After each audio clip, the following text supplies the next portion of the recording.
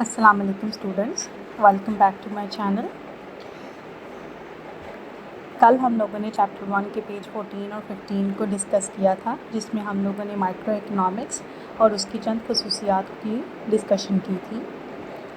आज हम लोग थोड़ा सा आगे कंटिन्यू करेंगे, लेकिन इससे पहले कि हम आगे चलें, please like and subscribe to my channel ताकि आप तक सारी यूज़फुल वीडियोस पहुंचाई जा सकें, क्योंकि मैं इस चैनल पर और भी इकोनॉमिक्स से रेलेवेंट यूज़फुल वीडियोस अपलोड करूंगी, जो इससे आप नहीं बल्कि बहुत सारे स्टूडेंट्स मुस्तफ़ीद हो सकेंगे।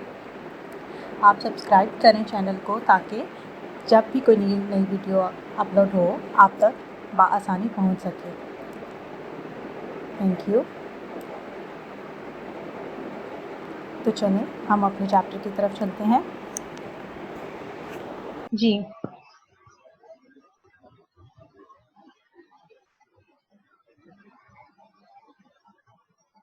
तो स्टूडेंट्स, कल हम लोगों ने जुज़वी माशियात के बारे में पढ़ना शुरू किया था और ये देखा था कि इकोनॉमिक्स को किन मेजरली दो हिस्सों में तकसीम किया जा सकता है। वो है जुज़वी माशियात और कुल्लई माशियात। Excuse me. जो पहली चीज हमने पढ़ना शुरू की थी वो थी जुज़वी माशियात, और उसमें जुज़वी माशियात को किस तरह से चंद मुश्किलात का सामना होता है और उन चंद मुश्किलात को हल करने के लिए ये बुक हमें किस तरह से देगी, उसके बारे में हम लोगों ने पढ़ना शुरू किया था। फर्स्ट जो उसमें प्रॉब्लम आई थी हम लोगों को, वो थी नजरिए कीमत या प्राइस थ्योरी की।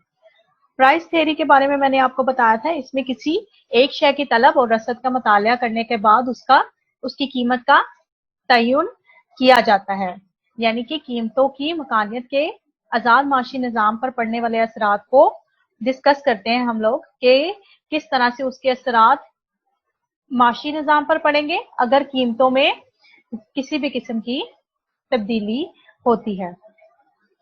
ठीक है।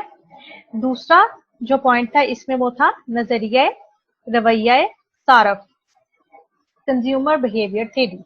ये क्या होती है?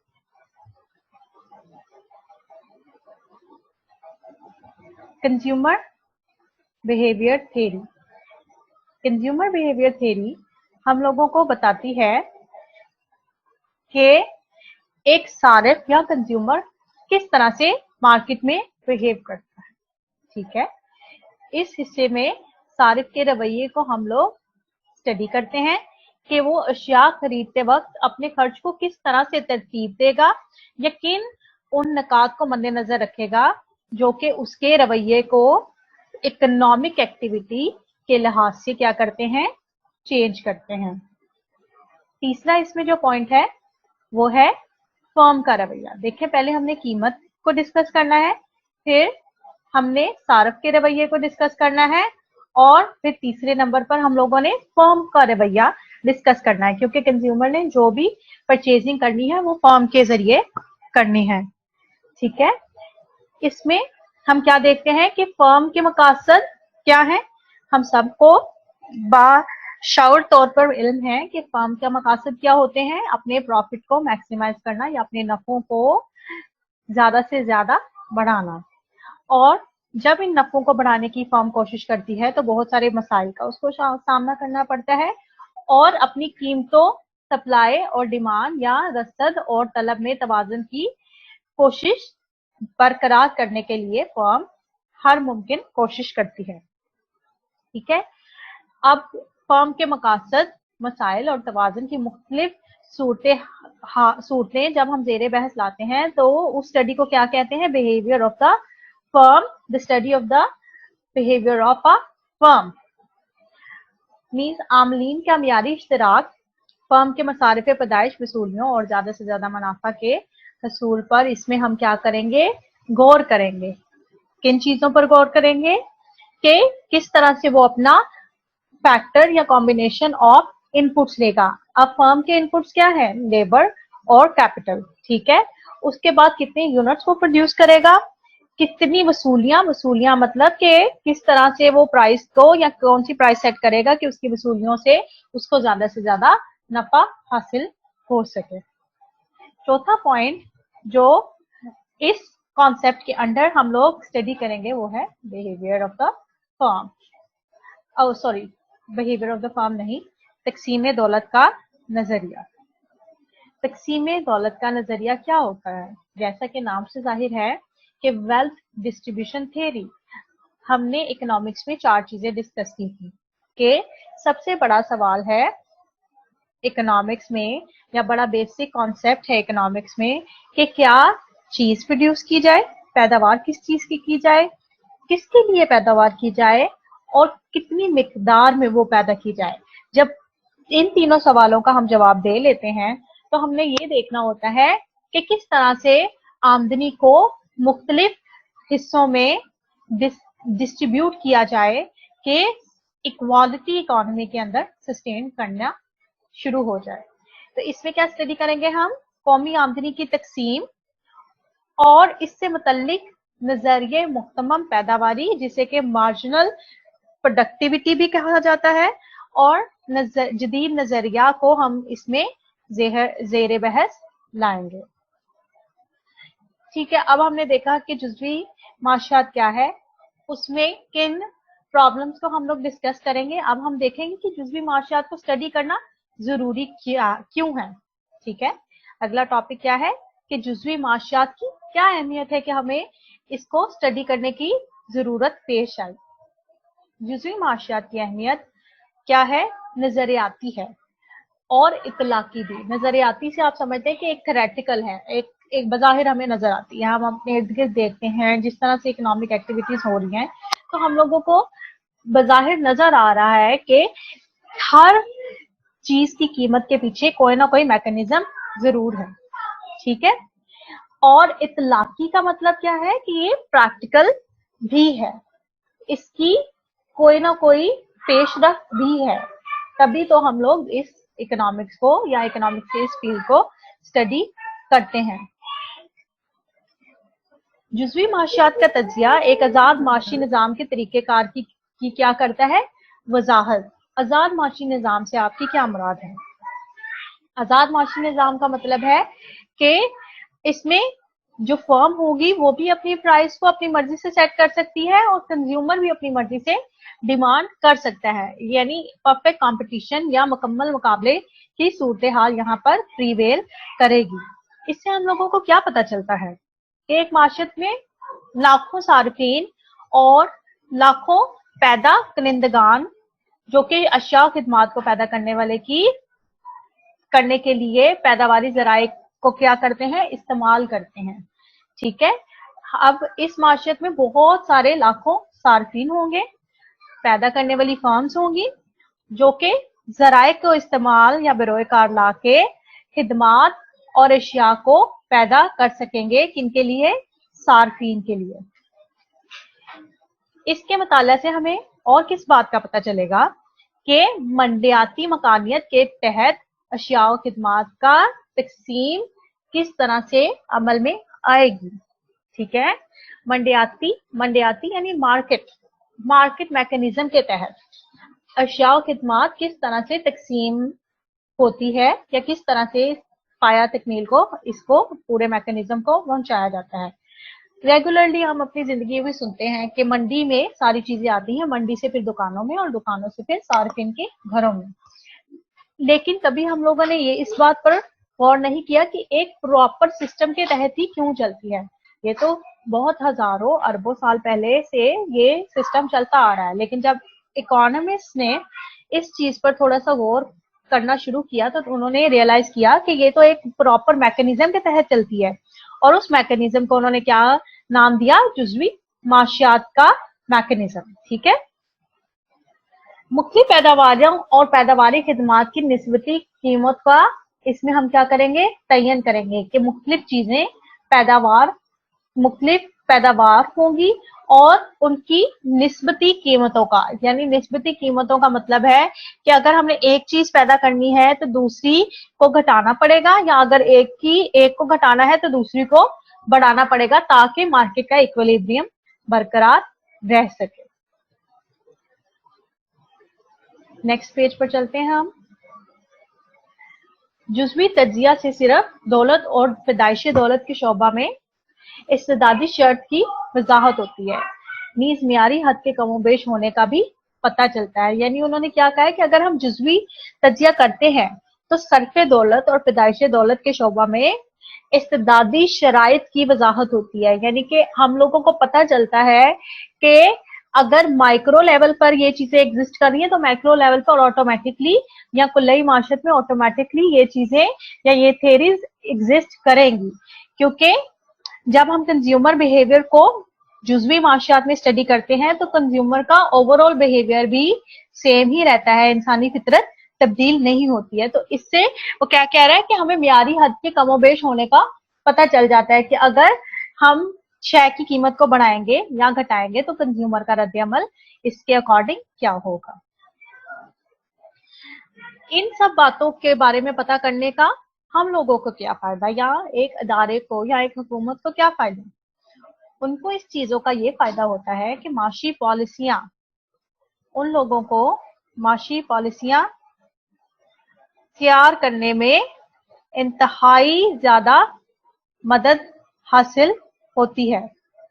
ठीक है, जब वो ये सारी कंज्यूमर लेवल पर स्टडी करते हैं तो उन लोगों को बहुत हद तक मदद मिलती है कि किस तरह का उन्होंने अपनी पॉलिसी को डिजाइन करना है। क्योंकि एक इकोनॉमी को चलाने वाले बहुत ही अहम जुज्व जो है वो है उनके सार्फिन। अगर सार्फिन का रवैया एक गवर्नमेंट या एक हुकूमत प्रिडिक्ट नहीं कर सकती तो उनकी पॉलिसियां कभी भी सक्सेसफुल नहीं हो सकती। क्योंकि क्या होगा, फसादात फूटेंगे, लोग इसके खिलाफ उठ खड़े होंगे, तो इंस्टेबिलिटी होगी, तो पॉलिसी क्या होगी, अल्टीमेटली फ्लॉप हो जाएगी। तो इसका क्या करते हैं कि हम बहुत सारी पॉलिसियां बनाने के बाद एक गवर्नमेंट या इकोनॉमिस्ट जो होते हैं वो अपनी राय को या हदायत भी जारी करते हैं। ठीक है, जिसमें किस बात पर जोर दिया जाता है कि फलाह बहबूद में इजाफे की खातिर फलां फलां काम का होना जरूरी है। ठीक है,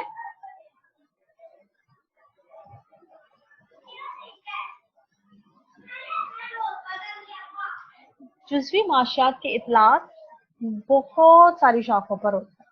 ठीक है, अगर हम एक फील्ड ऑफ स्टडी को स्टडी करते हैं तो इसका इतलाक क्या होगा, बहुत सारी शाखों पर होगा। क्योंकि हम लोगों ने बहुत दफा इकोनॉमिक्स में ये चीज पढ़ी है कि एक सोशल साइंस है, ये सिर्फ इकोनॉमिक्स से ही ताल्लुक नहीं रखती बल्कि बहुत सारे और सब्जेक्ट्स के साथ भी कोरिलेट करती है। इसकी अहमियत किसने पेश की थी? प्रोफेसर लर्नर ने। इन्होंने क्या कहा था कि जुज़वी माशियात के तहत करोड़ों मबहम और नहायत पेचीदा हकाइक को रवैयों के सादा मॉडल्स के जरिए समझने में मदद मिलती है। क्या कहा था इन्होंने कि micro economic theory facilitates the understanding of what would be the hopelessly complicated confusion of billions of facts by the constructing simplified models of behavior. Like अगर आसान अल्फाज में मैं इसको बयान करूं तो वो ये था कि उन्होंने कहा था माइक्रो इकोनॉमिक थ्योरी हमें बहुत सारी आसानियां पैदा करती है किस चीज को अंडरस्टैंड करने में, कंज्यूमर बिहेवियर को, या किस तरीके से, सिंप्लीफाइड मॉडल्स के जरिए से। कंज्यूमर का बिहेवियर प्रिडिक्ट करना बहुत मुश्किल है ना, या तो एक मैजिशियन ही कर सकता है या फिर अब आप लोग समझ लें कि इकोनॉमिस्ट भी कर सकते हैं। लेकिन ये इसमें कोई मैजिक नहीं है, कुछ इस तरह से है कि पैटर्न ऑफ बिहेवियर को हम लोग इसमें स्टडी करते हैं कि एक कंज्यूमर का अगर पैटर्न सेम हर चीज के बारे में सेम रहता है तो फिर हम लोग उसके ऊपर एक थ्योरी डिवाइस करते हैं। अल्टीमेटली जब 4-5 कंज्यूमर या बहुत सारे बिलियंस ऑफ कंज्यूमर का सेम ही पैटर्न या बिहेवियर रहता है तो वो क्या शक्ल इख्तियार कर जाती है, एक रूल की शक्ल इख्तियार कर जाती है कि कंज्यूमर इस सूरत हाल में, या एक लॉ की शक्ल इख्तियार कर जाती है कि इस सूरत हाल में कंज्यूमर इसी तरह से बिहेव करेगा और इसका कोई अदर सोल्यूशन नहीं है अनटिल और अनलेस एक्सटर्नल फोर्सेस या बंदा कोई एक्सेप्शनल हो या उसके मूड स्विंग्स हो या मतलब उसका टेस्ट चेंज हो जाए। अदरवाइज नॉर्मली या एक नॉर्मल कंज्यूमर क्या होगा, सेम ही बिहेव करेगा। और ये सब बिहेवियर्स को स्टडी करने में हमें क्या मदद देती है, माइक्रो इकोनॉमिक थ्योरी। ठीक है, अब इसकी खूबियां क्या है, इससे हमें फवाइद क्या हासिल होते हैं। ठीक है, पहली चीज क्या, इससे सबसे बड़ा फायदा क्या होता है कि हमें मुख्तलिफ अफराद और इदारों के अहम फैसलों का इल्म हो जाता है। इससे हमें पता चल जाता है कि एक फर्म ज्यादा से ज्यादा मुनाफा कमाने की खातिर कितने आमलीन का इस्तेमाल करेगी या उनका क्या मौजूद तरीन इश्तराक इंतखाब करेगी कि ज्यादा से ज्यादा खुद भी इंसेंटिव कमा सके और कंज्यूमर्स को भी सेटिस्फाई कर सके। ठीक है, मसावी पैदावार में भी हम लोगों को मदद मिलती है कि किस तरह से डिफरेंट कंपनीज उसी फील्ड ऑफ प्रोडक्शन में एंटर होती चली जाएंगी जहां पर उनको फायदा ज्यादा नजर आएगा। ठीक है, एक आजर आजर समझते हैं ना, मोनोपोलिस्ट, एक आजर के बिहेवियर को भी इससे स्टडी करने में काफी मदद हासिल होती है, क्योंकि वो उसके मुआवजों का तयन और उसके मुकम्मल पैदावारी मालियत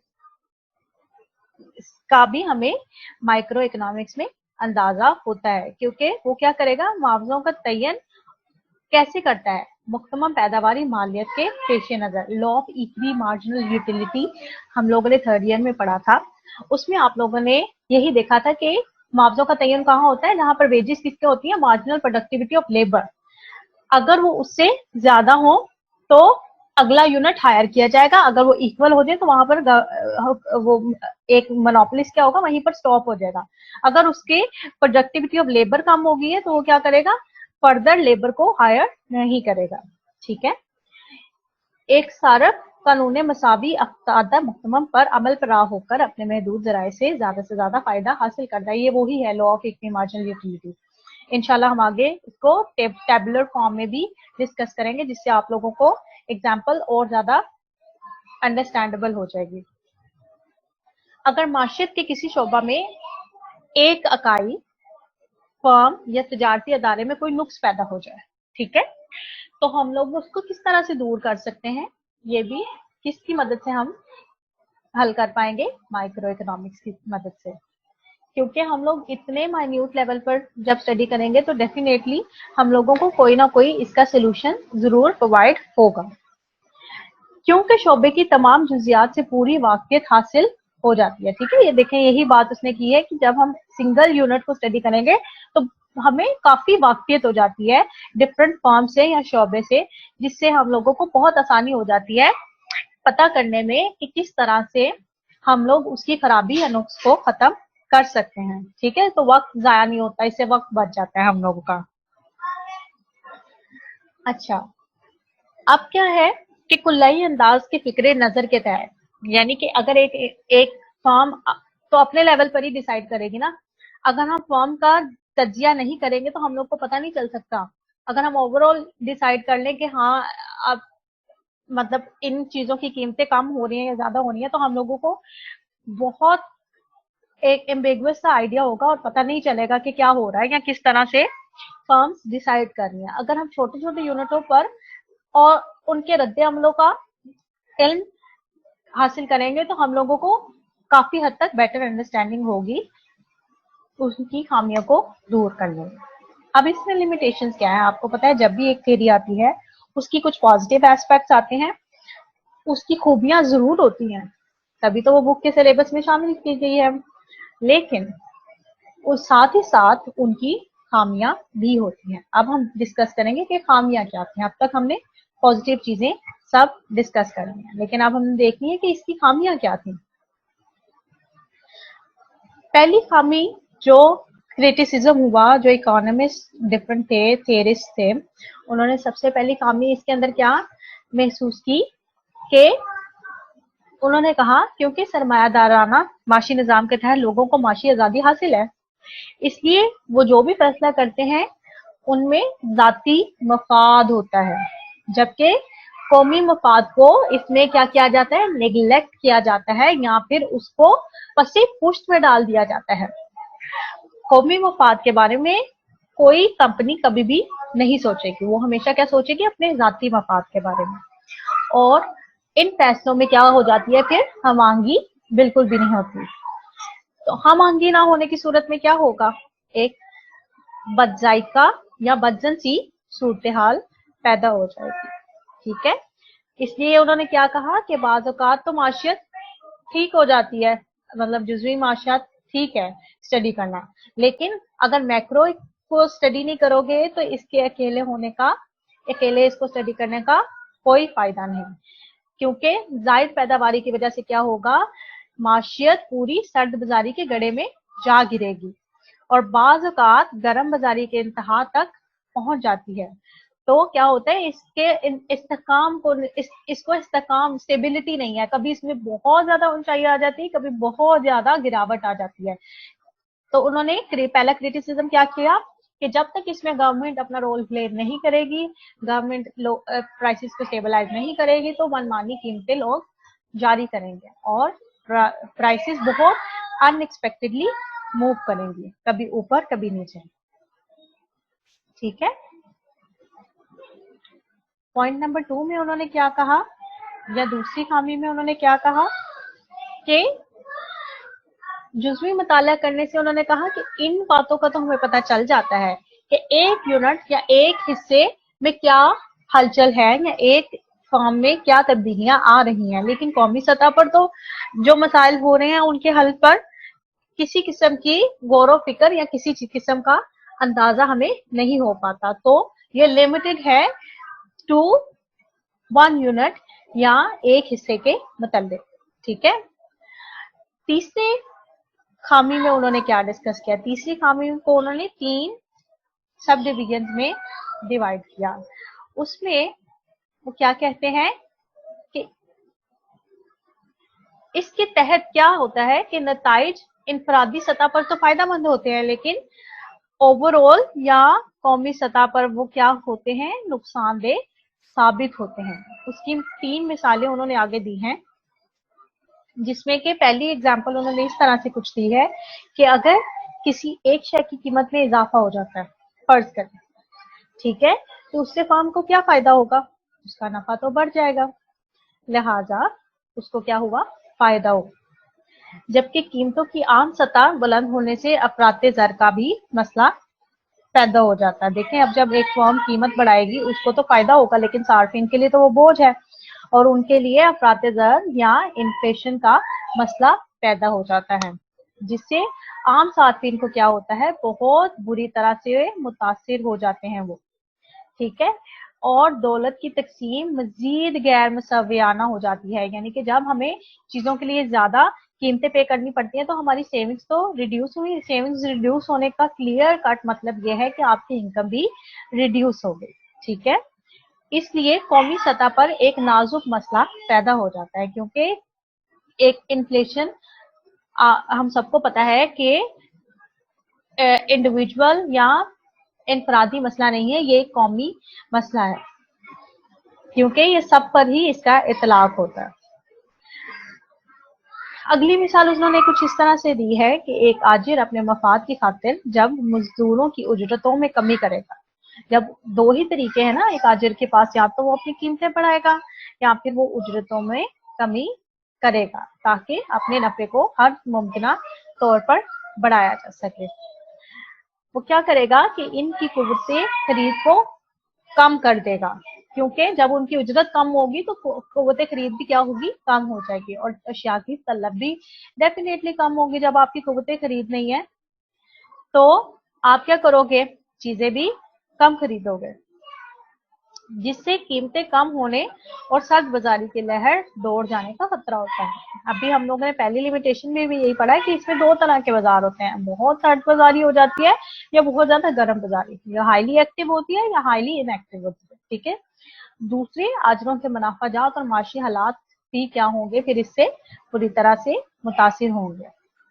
अगर इनफरादी सतह पर क्या की जाए, सेविंग्स की जाए, बचतें की जाएं, तो इसे क्या समझा जाता है, नॉर्मली सेविंग्स को अच्छा समझा जाता है। ठीक है, और ये जर की सूरत में होती है, लेकिन कौमी सतह पर जर की सूरत में बचतों का क्या होता है, कोई फायदा नहीं होता। हम लोगों ने सेकेंड ईयर में ये कॉन्सेप्ट दिया था कि हुकूमत सिर्फ, अगर हुकूमत ने तरक्की की तरफ जाना है तो उसको क्या देखना है, उसको ये नहीं देखना कि इंडिविजुअल लेवल पर क्या हो रहा है, उसने अपनी ओवरऑल पैदावार देखनी है कि पैदावार किस तरह से बढ़ाई जाए। कीमतों या मनी सप्लाई को कंट्रोल करने से कभी भी कोई मुल्क तरक्की नहीं कर सकता। अगर एक मुल्क ने तरक्की करनी है तो वो किस तरह से तरक्की करेगा, वो सबसे पहले अपनी पैदावार को बढ़ाएगा।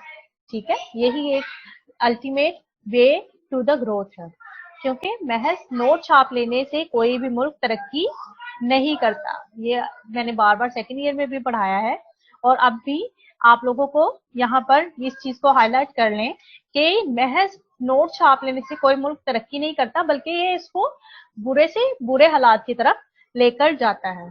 ठीक है।